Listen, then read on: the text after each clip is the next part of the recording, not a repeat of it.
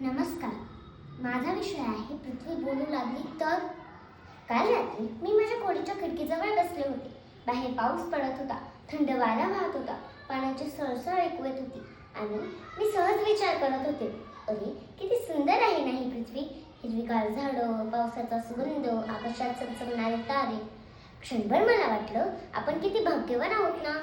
मी विचार करत होते तेवढ्यात मला एक आवाज आला, खूप हळू परंतु अगदी खोल, जणू हजारो वर्षांच्या शांततेतून आलेला.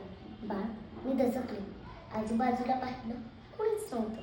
पुन्हा आवाज आला, घाबरू नकोस, मी आहे तुझी पृथ्वी.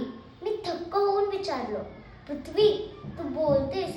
ती म्हणाली, हो, आज पहिल्यांदा नाही, मी तर हजारो वर्षांपासून बोलते, फक्त तुम्ही ऐकणं बंद केलं. बाळ, माझं जुनं रूप म्हणजे अगदी स्वर्ग. चारही बाजूंनी हिरवीगार जंगलं, पक्ष्यांचा किलबिलाट, स्वच्छ नद्या, निर्मळ आकाश, डोंगरांच्या कुशीतून वाहणारे झरे आणि लखलखणारे असंख्य तारे. माणसं माझ्या कुशीत निजायची, माझ्या मातीचा वास घेऊन आनंदी व्हायची, पावसात भिजायची, झाडाखाली बसायची आणि मला म्हणायची, धन्य आहेस तू धरती माते. तेव्हा ना एसीची गरज होती ना फ्रीजची. झाडांमुळे वातावरण थंड आणि शुद्ध असायचं. असेच बोलता बोलता ती अचानक शांत झाली. तिचा आवाज बदलला. जो आवाज काही क्षणांपूर्वी हसत होता तो आता कापत होता. ती म्हणाली, लेकरा, आज माझं रूप दाखवायची माझी हिंमत होत नाही.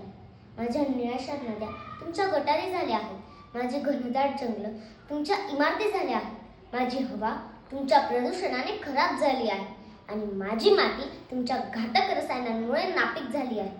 बाळ, तुम्ही मला आई म्हणतात ना, मग आपल्या आयुष्य असं कोणी वागतं का? अरे माणसा, मी तुला जन्म दिला, तू पहिलं पाऊल टाकलंस तेव्हा मी आधार दिला. तुला भूक लागली, मी धान्य दिलं. तुला तहान लागली, मी नद्या दिल्या. तुला श्वास पाहिजे होता, मी हवा दिली. तुला राहायला जागा पाहिजे होती, मी माझी छाती उघडी केली. मी आई होण्याचं संपूर्ण कर्तव्य पार पाडलं. पण तू मला काय दिलंस? फक्त जखमा आणि जखमा. कितीतरी वेळा तुम्हाला सांगायचा प्रयत्न केला, रे इंसान ठहर जरा, भाग कहाँ रहा है तू. रे इंसान ठहर जरा, भाग कहाँ रहा है तू. जिस मिट्टी पर दौड़ रहा है उसकी आवाज को सुन ले तू. उसके दर्द को तो समझ ले तू. उसके दर्द को तो समझ ले तू. एवढं बोलून पृथ्वी शांत झाली. पण त्या माझ्याकडे बोलायला शब्दच नव्हते. वाईट तर वाटत होते, पण त्याहून जास्त स्वतःचीच लाज वाटत होती. खरंच एवढ्या खालच्या पातळीपर्यंत तर कोणी अपराधी सुद्धा जात नसावा ना. पण मनुष्य गेला. शेवटी माणूस आहे ना. स्वतःच्या इगो आणि लोभापुढे त्याला दिसते तरी काय. परंतु मनुष्य विसरतोय प्रगतीच्या नावाखाली तर स्वतःसाठीच खड्ड खोदतोय. खड्ड अस्तित्वाच्या धोक्याचं. नळ वाहतोय, जाऊ दे. कचरा फेकतोय, जाऊ दे. प्लास्टिक टाकतोय, जाऊ दे. झाड तोडलं जातंय, जाऊ दे. माझं काय जातं आणि काय फरक पडतो? अरे फरक पडतो जेव्हा निसर्ग बदलतो. विसरलेत का? यदा यदा हि धर्मस्य ग्लानिर्भवति भारत अभ्युत्थान अधर्मस्य तदात्मानं सृजाम्यहम्. सर्व सुरळीत करण्यासाठी तो तर प्रकट होणारच ना. आणि याचे एक ज्वलंत उदाहरण म्हणजे 2024चं केरळचं वायनाड आठवतंय?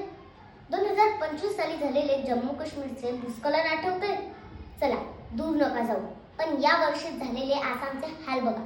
शेकडो लोकांनी आपापले जीव गमावले. अरे राग तर प्रत्येकालाच येतो, मग तो माणूस असो, प्राणी असो वा निसर्ग. आपण म्हणतो निसर्ग बदलला, निसर्गाचा प्रकोप झाला. माकी गोद उजाड़ती फिर माँ से ही छाव मांगते हो, माँ की सांसें रोकती फिर जीवन के लिए दुआएं मांगते हो. एक कैसे औलाद हो तुम जो माँ को ही दर्द देते हो, जो माँ को ही दर्द देते हो. संस्कृत मध्ये एक सुंदर श्लोक आहे, माता भूमी पुत्रहम पुत्रहम पृथिव्याः. अर्थात ही भूमी माझी माता आहे आणि मी तिचा पुत्र. मग पुत्र होण्याचं कर्तव्य पार पाडा. विकास होणं गरजेचं आहे, म्हणून विकास करा. पण विकासाच्या नावाखाली निसर्गासोबत खेळू नका. दुसऱ्याचे पाय खेचून कुणी पुढे जात नाही. म्हणून आपल्या बुद्धीचा, शिक्षणाचा, टेक्नॉलॉजीचा सदुपयोग करा. झाडे लावा आणि त्यांना जगवा. नदी, हवा प्रदूषित करू नका. प्लास्टिकचा वापर बंद करा आणि पुढच्या पिढीला पृथ्वीवर प्रेम करायला शिका. विसरू नका, आपल्याला पृथ्वीची गरज आहे. पृथ्वीला आपली नाही. आज पृथ्वी आक्रोश करते तर तिचा आवाज ऐका. तिच्या संशोधनाची भरपूर परीक्षा घेतली गेली. आता तिच्या शक्तीची परीक्षा घेऊ नका. शेवटी एवढेच सांगेन, या देवी सर्वभूतेषु धरा रूपेण संस्थिता. नमस्तस्यै नमस्तस्यै नमस्तस्यै नमो नमः. धन्यवाद.